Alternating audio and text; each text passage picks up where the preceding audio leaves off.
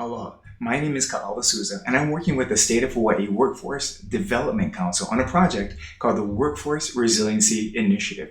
And in this presentation, I want to share with you a little bit of the context, kind of the who, what, when, where, why, hows of this project, along with the concept of where we see this particular project heading and what the vision is for this. And so when we look at the Workforce Resiliency Initiative, essentially the intention is to develop an action plan based on the needs of employers to prepare for and mitigate future economic emergencies through retraining, upskilling, and stewarding Hawaii's workforce. So this is kind of the parameters for this project, this initiative. It's an action plan number one for us. We want there to be something that we do. There's some effort that's going to yield some results for us in the future.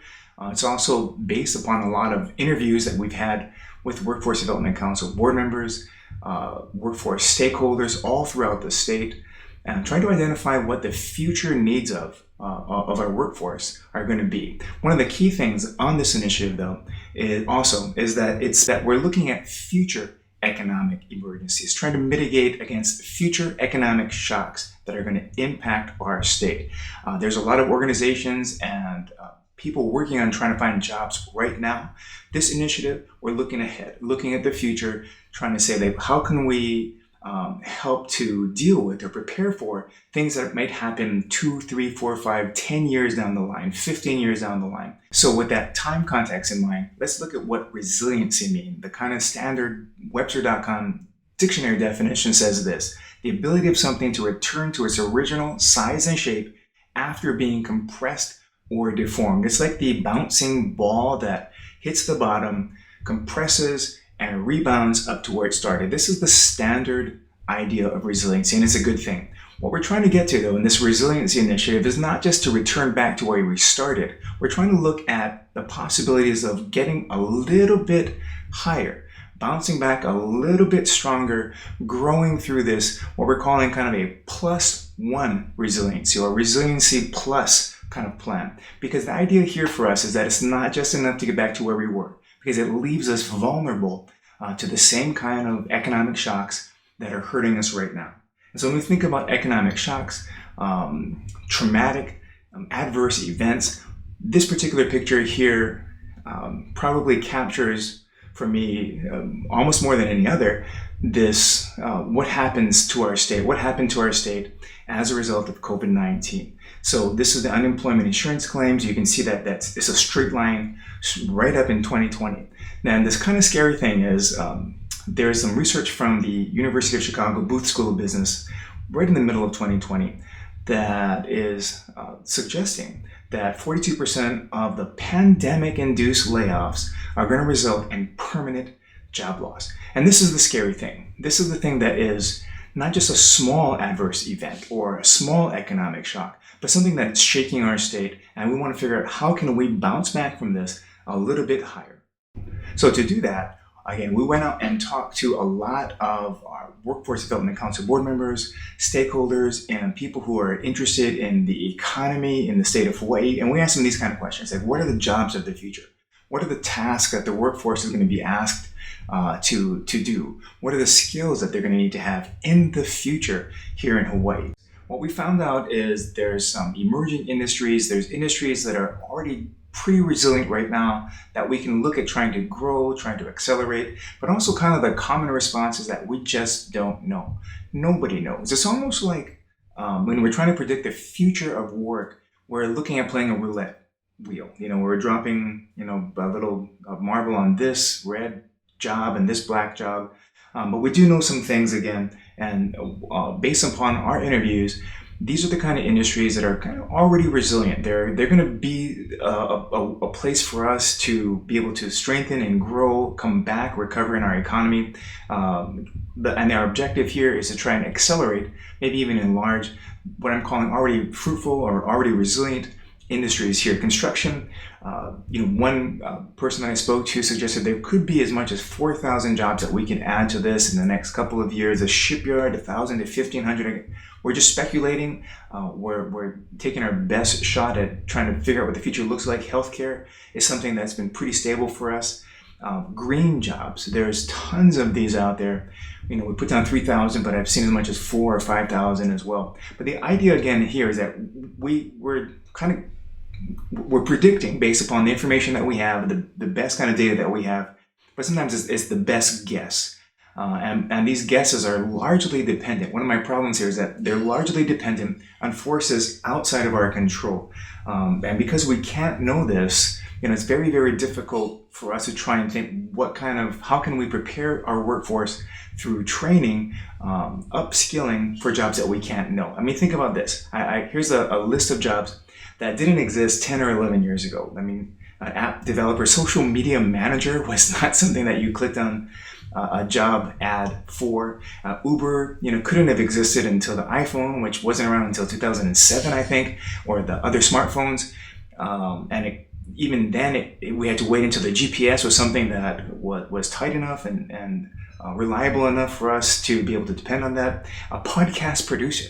This is a job that did not exist, I think, 10 years ago. And speaking of podcasts, like who would have expected, something like this? Joe Rogan's making a 100 million, 150 million or something on Spotify.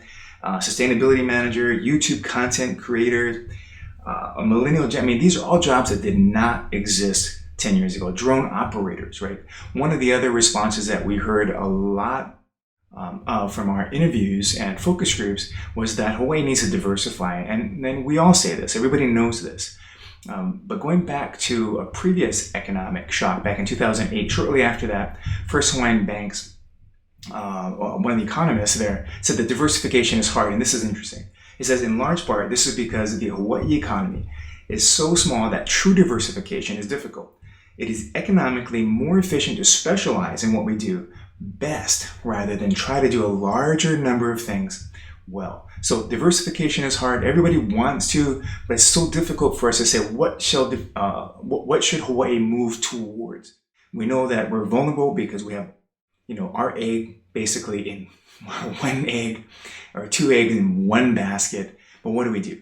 And I think what we found here is that it's going to be something incredibly challenging for us to diversify an entire economy. But one thing I want to think about going into this presentation here a little bit later on in this presentation is that maybe we can't diversify the economy right now, but we can diversify the workforce. We can diversify individual workforce or people skills.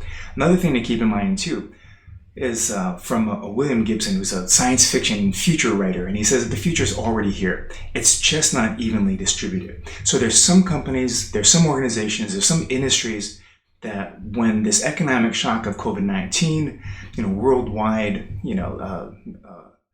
event that is affecting us here in Hawaii shakes up our economy, there's some companies that are going to do well, going to do really well. Some of them are going to be able to maintain where they're at. Some of them are going to be able to grow. But keep in mind that the future already here. We just need to find out where that is.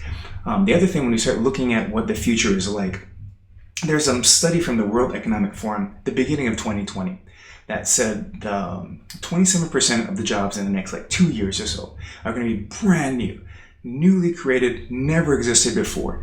It kind of goes back to the Joe Rogan image that I showed you earlier.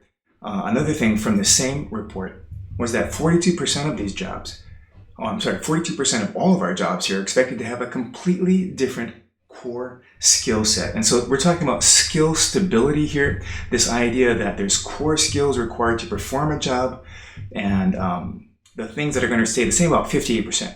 But the rest of that, all the core skills that we have right now, 42% of them are going to change. And so that's a major shift for us. Some of the skills that are coming up that are going to be more and more required for us in the next couple of years are things like analytical thinking, active learning, technology design. They're not new things, but they're going to become more and more important to us, and especially so as we start to try and recover and rebound and be resilient in the face of what's happening to us in this COVID-19 pandemic.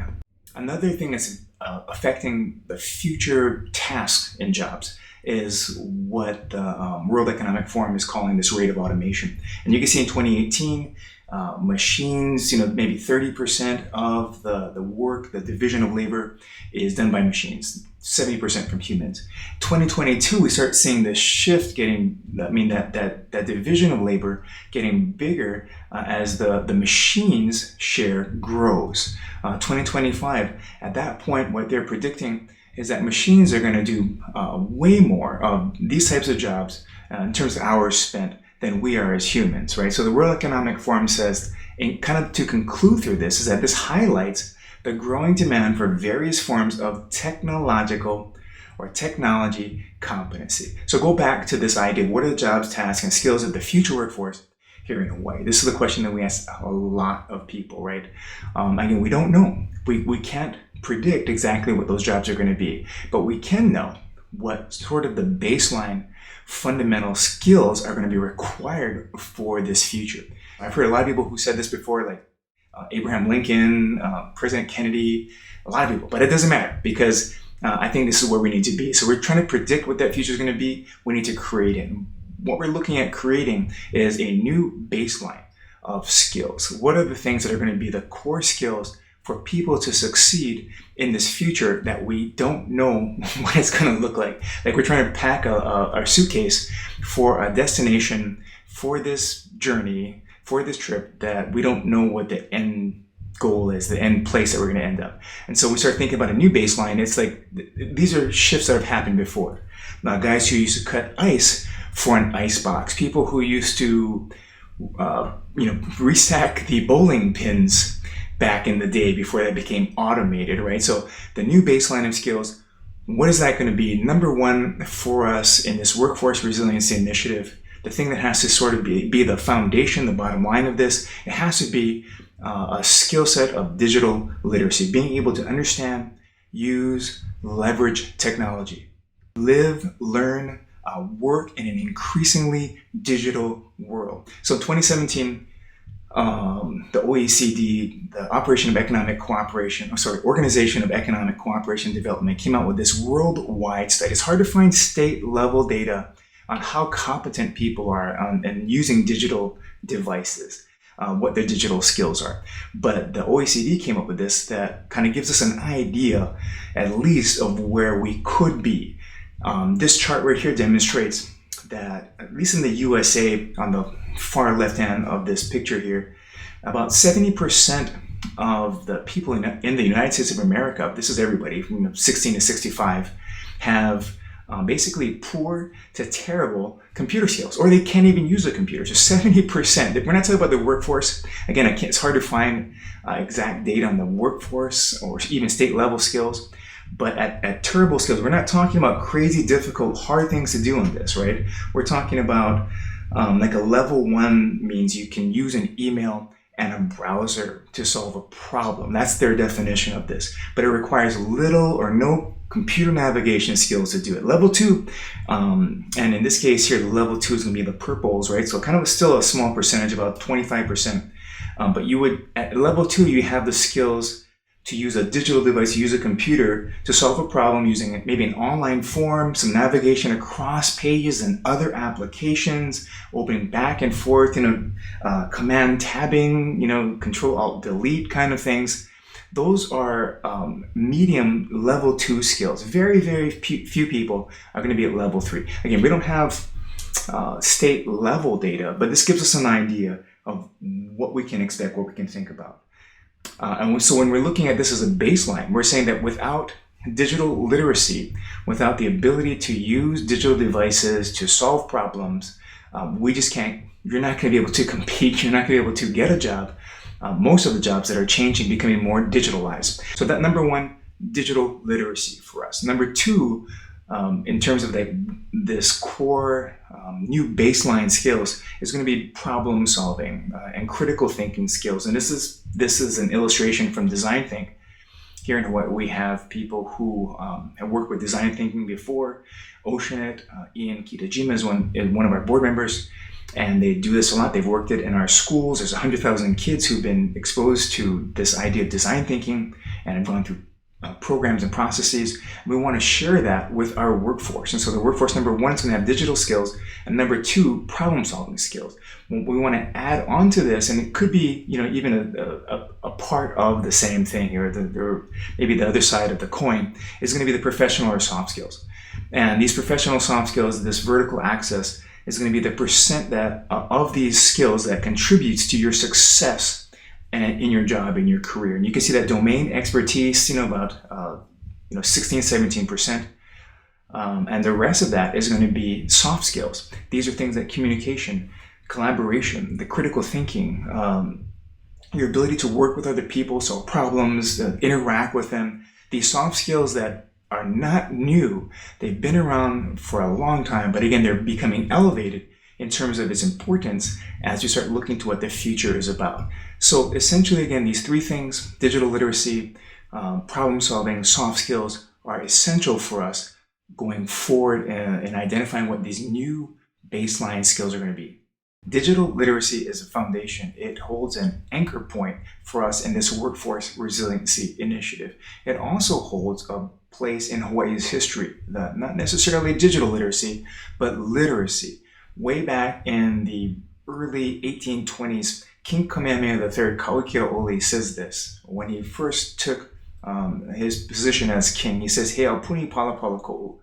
My nation will be a nation of literacy, shall be a nation of literacy. The Ali'i from the 1820s, when the missionaries first arrived, King Kamehameha II recognized how important literacy was and encouraged and supported the missionaries in their efforts to use their printing press and create this palapala, create the things for people to read, teach people how to read. And in 1820, when the missionaries first came, there was obviously zero literacy in the Hawaiian nation. But from 1820 to 1832, some researchers are speculating that literacy grew from 0 to about 91 to 95% literacy in the nation, making Hawaii one of the most literate nations in the world. There are so many people who wanted to read here in the islands. Queen Ka'ahumanu is famously quoted saying, "Many are the people, few are the books," when she witnessed all of the people who were surrounding her asking, begging for things to read. And so the elite were stressing this in the islands, in the nation. And I think it's something that we now in 2020, looking back when the missionaries first came, 200 years ago, can connect to that desire for literacy and tie it into digital literacy. Georgia State University was also working on a digital literacy plan, and one of the things that underscored their efforts was this idea that the digitally literate just think differently from the literate, just as the literate thought differently from their predecessors in oral traditions. If you are digitally literate, you have options. If you have digital literacy, you have problem-solving skills, you can go and deal with things that are going to come, economic shocks that are going to affect you. You can take advantage of opportunities that are offered to you from people like or organizations, companies like Microsoft and their interaction with LinkedIn, the free courses that are going to be going on right now, all the way through 2020 in LinkedIn. You can sign up for courses through Google and Coursera. They're Grow with Google. If you have that foundation skill set of digital literacy, you can take advantage of these things. You can see these as options. You can see them as opportunities. If you don't, you're forced to rely upon skills that are just not helpful anymore. Alvin Toffler, a futurist, said that the illiterate of the 21st century will not be those who cannot read or write, but those who cannot learn, unlearn, and relearn. And apologies to Alvin Toffler, Mr. Toffler, I'm suggesting that using computer technology is a part of this literacy in the 21st century. So when we look at the idea of what this workforce resiliency initiative is, that it's underscored, its foundational part, the element is digital literacy. 91%, if we can somehow tie into that history for our people here in the state and recognize that we can take pride in being a place where people want to learn, connect back to that 91% literacy, we'll be able to be compressed or bent out of shape, but won't break through that. There is an olelo no ea, and I'll end with this. that says, He ali ku makani mai au, ao he makani nana e kulai. I am the wind resisting a'ali'i plant. No wind, no makani can knock me over. So when we think about resiliency here, we want to be able to say that whatever the economic shocks of the future may be, whatever the changes in the workforce, the jobs, the skills, AI, automation, if we have this core baseline, we can build from this. We can build, we can grow. If we have the kind of skill sets that allow us to think a little bit differently, solve some problems, collaborate, work with other people, that's the dream, that's the vision. Computer skills, being able to solve problems, 91% of our workforce being able to have that. So thank you for going through this with me on this workforce resiliency initiative. I'll